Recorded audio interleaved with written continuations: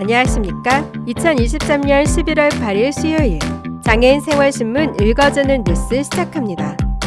오늘의 장애인 생활신문 읽어주는 뉴스 5건입니다. 하나, 근로지원인 부수적 업무의 신변 처리, 식사 지원 추가돼야. 장애인 제도 개선 솔루션, 고용노동부의 건의. 둘, 장애 청년 3명 중 1명 이상이 니트족, 맞춤형 지원 필요. 김기현 위원, 정부 청년 도전 지원 사업, 청년 성장 프로젝트, 장애 청년도 참여 가능해야. 셋, 인권위, 빈곤 노인에 더 많은 기초연금액 지급해야. 복지부, 노동부 장관의 권고. 넷, 국내 최초 점자 1일 학습지, 점프 발간, SK행복나눔재단 200단계 구성, 시각장애 아동, 부모 단계별 점자 학습 교육 제공. 다섯, 저축은행 중앙에 시각장애인 금융거래 편의성 개선, 매뉴얼 마련, 점자 보안카드, 음성 OTP 연내 도입, 카드사와 점자 체크카드 논의.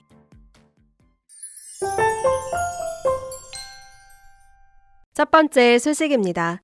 장애인 제도 개선 솔루션, 이하 솔루션은 고용노동부 장애인 고용과의 근로지원인 지원 업무 처리 규칙 제5조 제2항에 따른 근로지원인 서비스, 업무 보조형의 부수적 업무의 업무와 업무 사이의 신변 처리, 식사에 대한 지원 내용을 포함하고 신변 처리 및 식사 지원을 하는 경우 추가 수당을 적용하도록 요청했다고 11월 3일 밝혔습니다.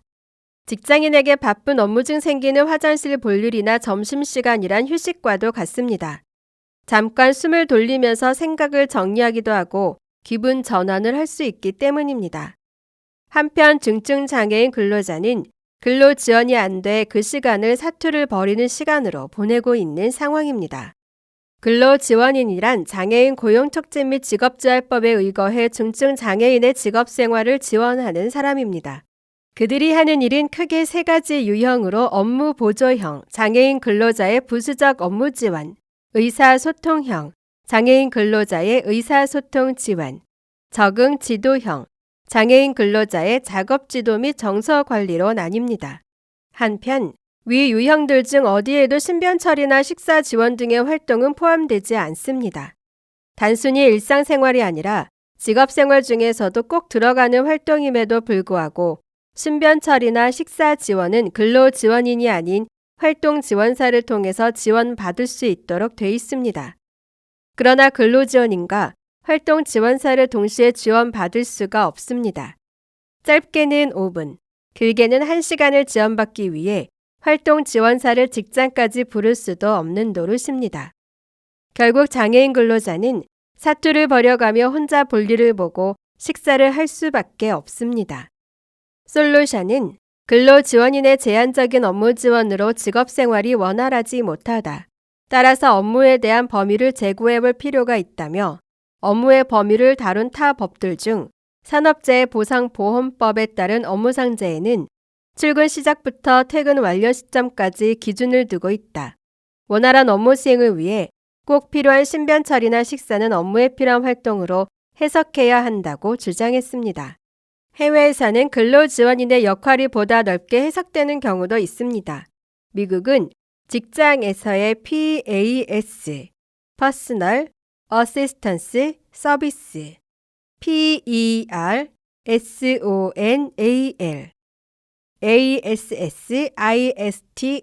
ASSISTANCE, SERVICE 라해 필수 직무를 효율적으로 수행하는데 직접적인 지원, 전화 걸기, 서류 제출, 받아쓰기 등뿐만 아니라 개인의 요구에 부응하는 지원, 음식 섭취 지원, 배변 지원 등도 포괄하고 있습니다. 한편 근로지원인을 이용하는 장애인은 증가하는 추세입니다. 근로지원인을 이용하는 장애인은 2018년 1,521명에서 2021년 12,407명으로 약 8배 증가했으며 지적, 자폐성 장애가 58.4%, 시각장애가 13.8%, 지체장애가 11.5%의 비율을 차지하고 있습니다. 앞으로도 근로지원인을 이용하는 장애인은 늘어날 것이며 신변 처리나 식사에 대한 지원 요청의 목소리도 함께 커질 것으로 예상됩니다. 솔루션은 근로지원과 활동지원 서비스 간 경계가 명확해야 하는 것은 맞지만 유연성이 필요한 부분까지 경계를 명확하게 하는 것은 당사자에 대한 존중이 부족하다고 지적했습니다. 다음 소식입니다. 장애 청년에 대한 적절한 취업 지원이 부족해 이들 3명 중 1명은 일도 하지 않고 교육이나 훈련도 받지 않는 NEET 상태인 것으로 나타났습니다. 김규현 한국청소년정책연구원 선임연구위원은 11월 3일 서울 대한상공회의소에서 열린 제15회 장애인 고용 패널 학술대회에서 장애인 경제활동 실태조사와 장애인 고용 패널 조사 결과를 분석해 이 같은 결과를 발표했습니다. 이에 따르면 지난해 상반기 15세에서 29세 장애 청년 중 니트 청년의 비율은 35.4%, 하반기 38.5%에 달했습니다. 같은 연령대 전체 청년 중 니트 비율인 17.1%, 2022년의 2배 이상입니다. 분석 결과 성별로는 여자가, 교육 수준별로는 대졸 미만, 연령별로는 25세 이후의 니트 비율이 높았습니다.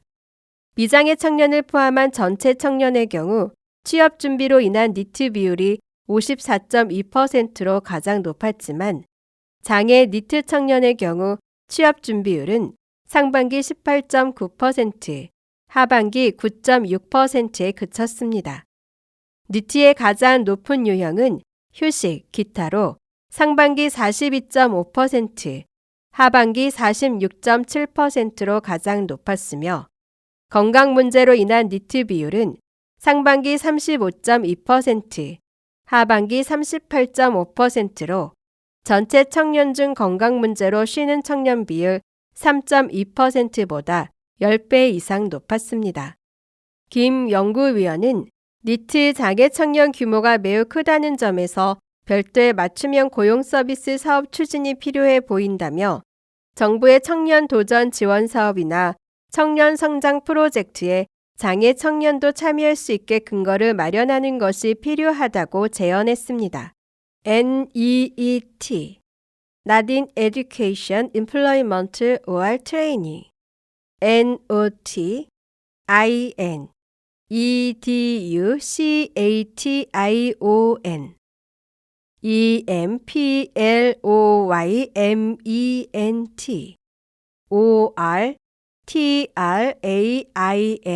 ORTRAINING. 니트족이란 무직 상태이면서 취업을 위한 교육이나 훈련을 받지도 혹은 그 외 학문을 공부하고 있지도 않은 이들을 일컫는 신조어입니다. 다음 소식입니다. 국가인권위원회 위원장 송두환 이하 인권위는 생계 영유가 힘들거나 빈곤 등으로 자살하는 노인이 많은 현실을 무겁게 인식하고 노인 빈곤 해소를 시급히 개선해야 할 인권 현안으로 보아 2023년 7월 13일 보건복지부 장관과 고용노동부 장관에게 빈곤 노인에 더 많은 기초연금을 지급하도록 권고했습니다.